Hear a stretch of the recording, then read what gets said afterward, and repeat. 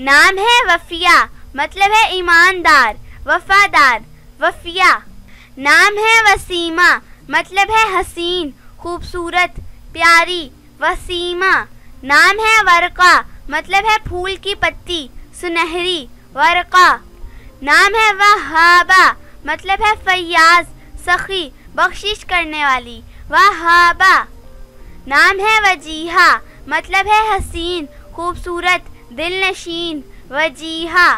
नाम है वर्दा, मतलब है गुलाब का फूल, हसीन। कुरान पाक की सूरह अर-रहमान की आयत नंबर 37 में आया है, वर्दा। नाम है वायना, मतलब है अल्लाह ताला का तोहफा, वायना। नाम है वजीमा, मतलब है तोहफा, हदिया, अतिया, वजीमा। नाम है वलीजा, मतलब है काबिल एतमाद, भरोसे के लायक, वलीजा।